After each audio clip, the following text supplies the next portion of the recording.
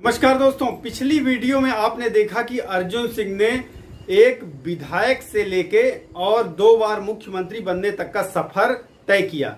इसके बाद दूसरी बार वो एक दिन के लिए मुख्यमंत्री बने और उन्हें पंजाब भेज दिया गया। चाहे वो श्रीनिवास तिवारी के दबाव में रहा हो, चाहे वो खुद ही राजीव गांधी के कहने पर पंजाब प्रदेश के राज्यपाल बने और पंजाब में जाकर उन्होंने राजीव गांधी लोगोवाल समझौते लागू करवाया। तो अर्जुन सिंह का एक बहुत ही इंटरेस्टिंग किस्सा है कि जब अर्जुन सिंह जी 10 वर्ष के थे, महात्मा गांधी से मिलने के लिए इलाहाबाद गए थे। इलाहाबाद में महात्मा गांधी जी आए हुए थे। उस समय अर्जुन सिंह टाई में थे। महात्मा गांधी से मिले तो महात्मा गांधी जी ने उनका टाई पकड़ के खींचा।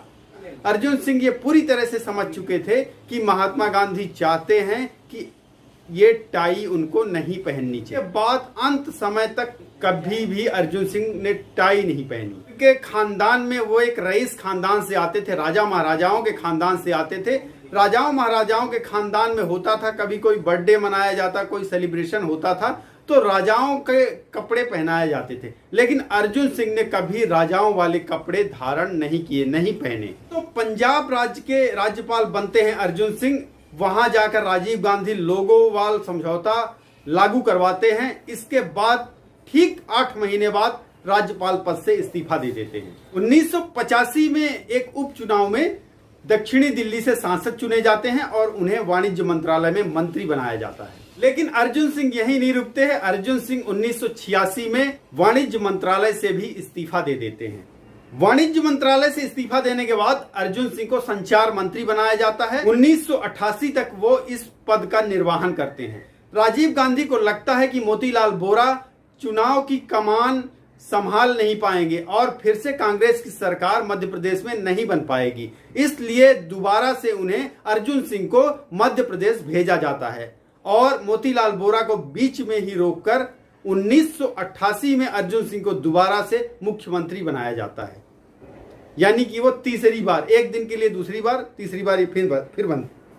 लोकसभा के सांसद से भी इस्तीफा दे देते हैं दिल्ली से और खसरिया विधानसभा सीट से एक उपचुनाव जीतकर वो तीसरी बार मुख्यमंत्री बनते हैं।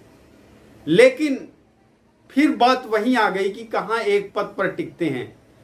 1989 में एक ऐसी बात होती है कि अर्जुन सिंह को इस्तीफा देना पड़ जाता है। दोस्तों, 1989 में चुरहट लॉटरी कांड की। चुरहट लॉटरी कांड जो कि उनके पुत्र अजय सिंह राहुल के घोटाले के रूप में जाना जाता है। अजय सिंह राहुल की वजह से अर्जुन सिंह मुख्यमंत्री पद से इस्तीफा दे देते हैं। होता यूं है दोस्तों कि 1982 में अर्जुन सिंह के रिश्तेदारों द्वारा व अजय सिंह राहुल के द्वारा एक चिल्ड्रन वेलफेयर सोसाइटी डेवलप की जाती है चुरहट में और उसमें कहा जाता है कि लोग पैसा लगाएंगे तो उनको इनाम की राशि भी मिलेगी और एक अस्पताल खोला जाएगा। उस लॉटरी सिस्टम के द्वारा लोगों को इनाम की रकम दी जाती थी और बाकी का पैसा जो है वो इकट्ठा किया जाता था। इसके बाद 1990 में दोस्तों मध्य प्रदेश के विधानसभा चुनाव होते हैं। सीधी विधानसभा क्षेत्र से अर्जुन सिंह निर्वाचित होते हैं, चुने जाते हैं। लेकिन अब उनको मध्य प्रदेश का मुख्यमंत्री बनने का मौका नहीं दिया जाता। दोस्तों 1991 में सतना सीट से वो जीतते हैं लोकसभा का चुनाव और दोबारा केंद्र की सरकार में आ जाते हैं। लेकिन होता क्या है कि फिर से वही एक बहुत बड़ी दुखद घटना होती है, राजीव गांधी की मृत्यु। 21 मई 1991 में राजीव गांधी की मृत्यु हो जाती है। उन्हें भी बम से उड़ा दिया जाता है, हत्या कर दी जाती है और अर्जुन सिंह मन ही मन प्रधानमंत्री बनने का सपना पाल लेते हैं। लेकिन अर्जुन सिंह का सपना यहाँ पूरा नहीं हो पाता क्योंकि कमान कुछ बहुत बड़े बड़े दिग्गज लीडरों के हाथ में होती है, कांग्रेस की कमान, और यहाँ पर वो पीवी नरसिम्हा राव को प्रधानमंत्री बना दिया जाता है। हाँ, पीवी नरसिम्हा राव के प्रधानमंत्री बनने में केंद्र सरकार में उनको मानव संसाधन विकास मंत्रालय दिया जाता है। अर्जुन सिंह मानव संसाधन विकास मंत्री बन जाते हैं, लेकिन प्रधानमंत्री बनने की कसक टीस उनके दिल में दबी रहती है। हालांकि यहाँ पर पीवी नरसिम्हा राव प्रधानमंत्री बनते हैं और अर्जुन सिंह को मानव संसाधन विकास मंत्रालय मिलता है। लेकिन कुछ ही दिन बाद बाबरी मस्जिद विध्वंस कांड के बाद प्रधानमंत्री पीवी नरसिम्हा के प्रति वो असंतोष व्यक्त करते हैं और 1994 में मानव संसाधन विकास मंत्रालय से इस्तीफा दे देते हैं। 1996 में उन्होंने आईएनसी नेतृत्व के खिलाफ विद्रोह कर दिया। नारायण दत्त तिवारी के साथ अखिल भारतीय इंदिरा कांग्रेस तिवारी का गठन किया। कि अब वो उनको लगने लगा था कि कांग्रेस पार्टी में रहते हुए अब वो प्रधानमंत्री नहीं बन सकते। राजीव गांधी की हत्या के बाद उनको लगने लगा था कि हो सकता है वो प्रधानमंत्री बने, लेकिन बाद में जब इतने बड़े बड़े नेता पीवी नरसिम्हा राव वगैरह सब आ गए, प्रणब मुखर्जी वगैरह, तो उनको लगने लगा कि अब वो प्रधानमंत्री नहीं बन सकते। उन्होंने कांग्रेस पार्टी से विद्रोह कर दिया।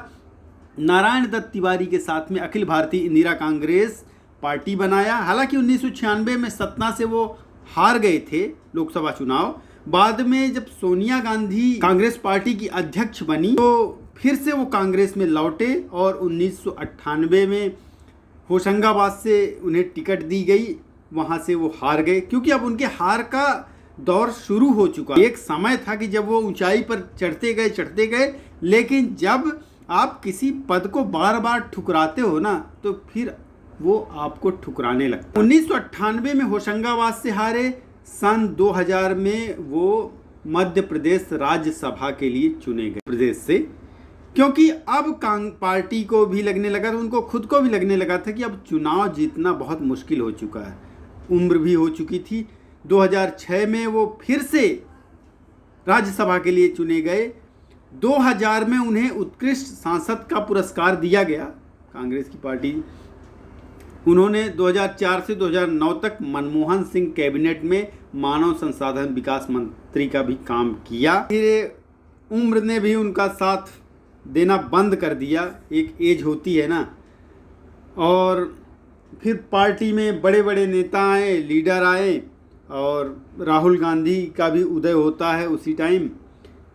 सन 2011 4 मार्च सन 2011 को 80 वर्ष की आयु में अर्जुन सिंह का निधन हो जाता है। एम्स में, दिल्ली के एम्स में उन्हें लाया जाता है। उनके सीने में दर्द होता है तो यहाँ उनको भर्ती करवाया जाता है और दिल का दौरा पड़ने से उनकी मृत्यु हो जाती है।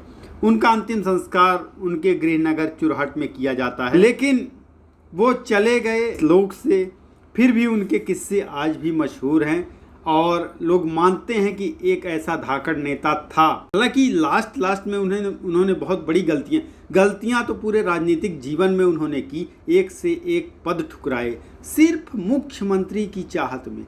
एक पूरे वो यही चाहते थे कि मैं मध्य प्रदेश में ही रहूं, मध्य प्रदेश की ही कमान संभालूं, पूरे मध्य प्रदेश को संभालूं।